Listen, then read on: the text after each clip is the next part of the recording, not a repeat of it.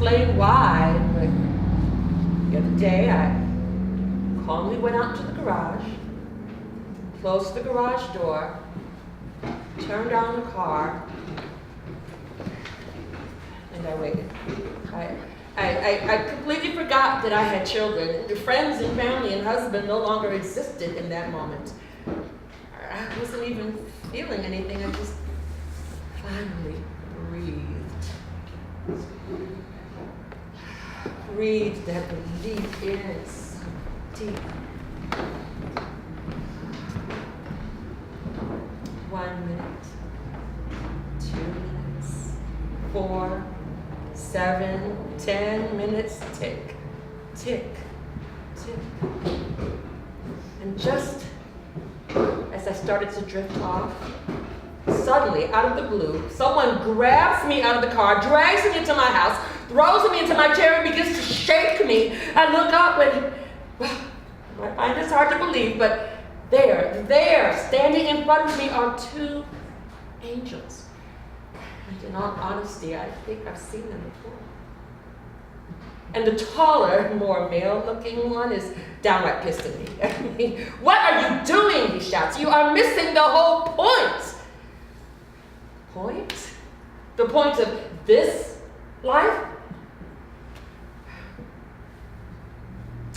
Later that week, I sit with all of me, all my broken pieces, sobbing and screaming, and then in full rage, I lift my fist to the heaven and scream, if you think this life is worth saving, you better damn well fucking prove it!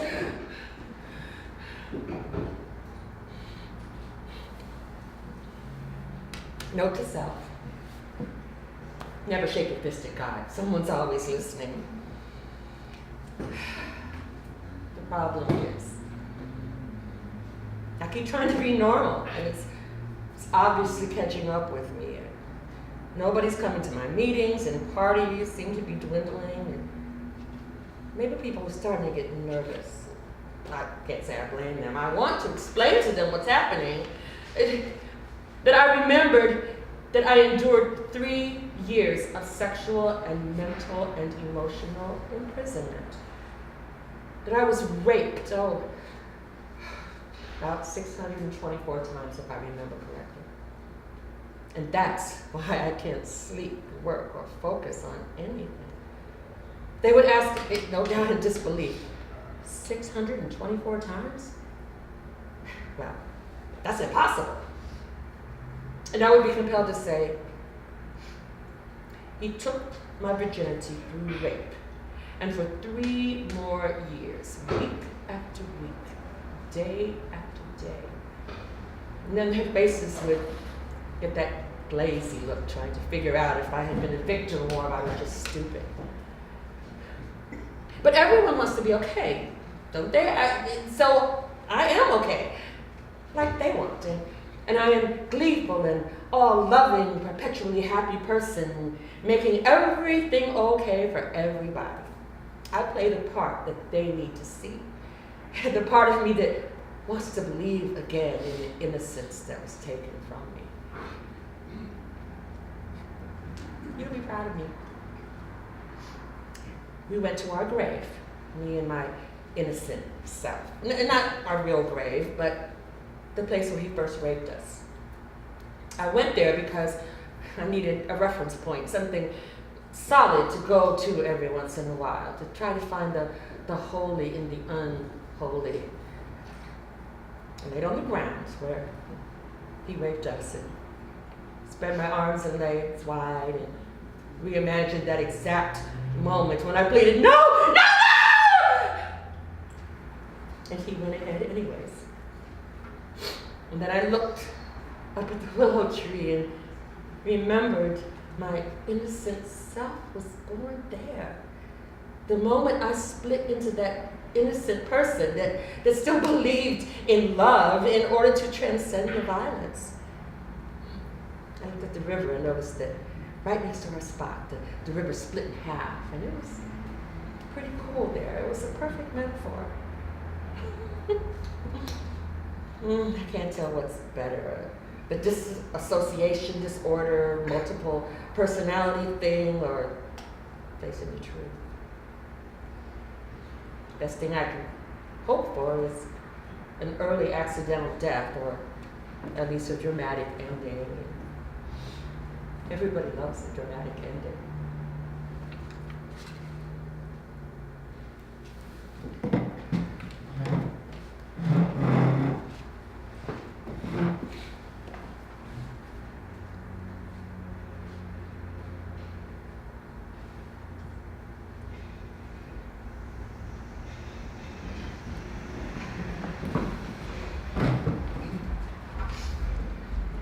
Today's entry in my Ginny journal.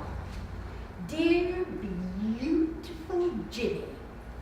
Well, by now we hardly have to be so formal. 4 years, or has it been more? I lost count around year 3. Me and you, 2 peas in a pod. I would just about guess we were completely fused. Maybe that's what all this togetherness has been about. Fusion. My friends have finally stopped asking me if I've met someone, and I've stopped looking. Actually, it's a breath of clean, fresh air, Ginny. So refreshing to be breathing my own air. Even Harold, my vibrator, doesn't seem as interesting. I mean, I like him and all, but I'm not sure I need him all that much anymore. You know, Gin, guess what? You're not going to believe this. Guess who I saw the other day? The old you. I ran into some guy at the coffee shop, a guy I remember going home with some years ago, and, well, you know, I looked at him and remembered all the details, quite disappointing details, if I remember correctly.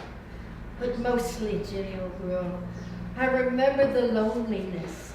And I realized finally what you and I have discovered together, with a little help from Harold, was the fire in our hearts that we've been missing. The goddess fire, the flame of yourself, a flame that no one will ever put out. My best friend thinks I'm a born-again virgin. She's probably right, but I am not embarrassed. And if it's a cost, if the cost of that is freedom, my own life, my own terms, my own decisions, my own purpose, then I am willing to keep this up. Me and you, Ginny. I can see the future now. I'll be 80 years old, walking down the middle of Main Street with all my Free the Ginny t-shirts on. And people on the other side of the street will be saying, there goes that crazy old Ginny-loving broad again. She loves those Ginnies, doesn't she? Or I bet she's growing Ginnies in her backyard. Or I wonder how many Ginnies she has invited into her cult. Oh, yeah. I will be a Ginny lover all right until the day I die. The golden pussy, my dears. The golden pussy. You gotta earn it, my sweet baby Jane. You gotta own it. You gotta swagger in it all by yourself. And then, and only then, pick that lucky soul that will value the real jewels that you bring. That, child dear, is making love to yourself, dignity, and being a little selective. There is some kind of holy resurrection that takes place when the golden pussy is respected, sweet child. Every angel knows that. I had to learn that the hard way.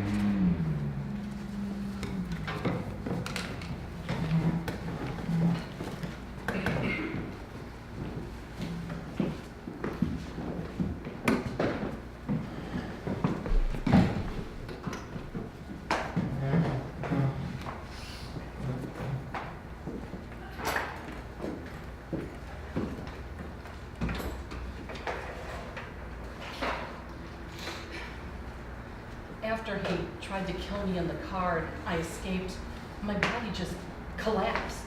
An intense pain just took over my whole body. My spine ached and my back just felt broken.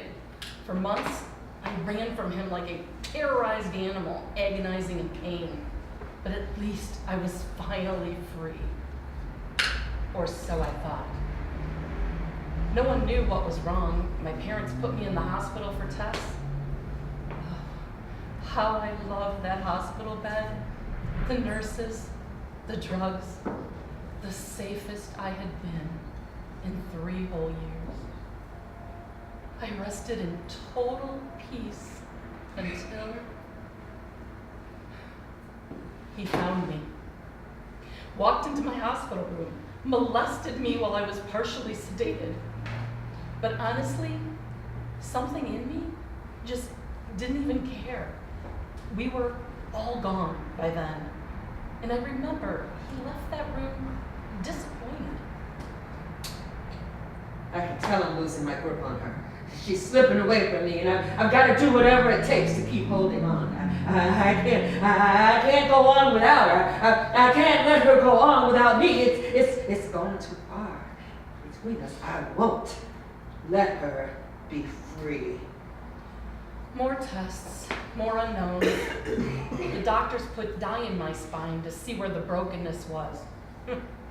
I should have told them they were looking in the wrong place. I mean, after the hospital, all of my pieces and parts went home, knowing full well that there was little left of myself to even cling to. Bedridden for a week, hoping to just move again, I lay in my mother's bed, just wishing she could read my mind, wishing I could tell her the truth. I lay in my mother's bed, safe, smelling her smell in her pillow. If I remember correctly, the back sliding door is easily opened. No one home but her. I've been watching that house. I am in search of you, and I can't help myself in that pursuit. And there you are. Bedridden in your mother's bed, obviously ill. Perfect! Oh no, not now. Pants down. Oh God, no, not now. I'm so tired. Lay still. I feel like I'm holding my breath for 1 second, and I have to remind myself it is just one moment. Another moment of my own life and breath just taken, my soul taken, and I don't want to not exist anymore. For some crazy reason, I don't know why, I just push you off of me. Bitch! Lightning hummingbird speed, I run screaming naked downstairs to the kitchen. Ah! And I grab the knife, and I turn to see you behind me, and then I lunge at you, and you back away, and I lunge at you again and again, and you back farther and farther away from me in terror, until you run out that door like a frightened, terrified animal. I'm still standing here, screaming like a chicken that had its head cut off, and I can't stop screaming and running and screaming until I fall dead.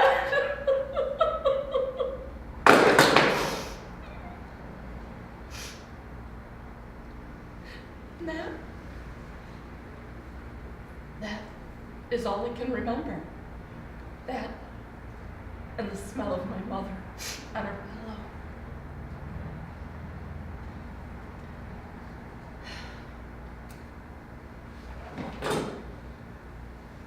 You know, that's why women kill. Sometimes it's their first real moment of dignity. That's why I bet you don't find a lot of women in prison for murdering men all that unhappy. I mean, it sort of feels like victory. And I can honestly say that I would not care if I had ended up spending the rest of my life in prison for ridding myself of him.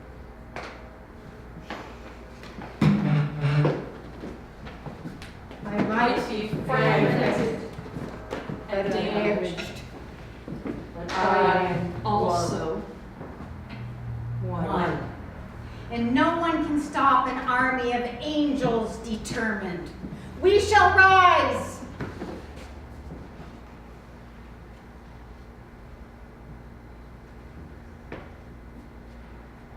Almighty mighty-winged butterfly, free of tethering ropes, never defeated but always defining, a constant creating essence that can't be stopped by the elements. Given holy wings of angel passions sprouting from my shoulders, I am spiritual beyond convention, relying on dreams, visions, and intuitions to guide my way. I am a seer, able to see past, present, and future, and the wounded healing psyche of those in need. I am a lover of music, color, flowers, friendship, and all groundbreaking ideas, anything that bursts forth. I love women, and I love men. I am a keeper of children's spirits and loving mother. I am God's precious one, wisdom's student, brother's king. And here I love to stand, here I am professor. I am a woman missionary, charged, committed to serving the reversal of injustice and suffering. I am sexual beyond the wildest fantasy, even when I sleep alone. I am giantess, and I am here to save the world and heal the souls of my sisters. Therefore, your approval of me is no longer needed. I am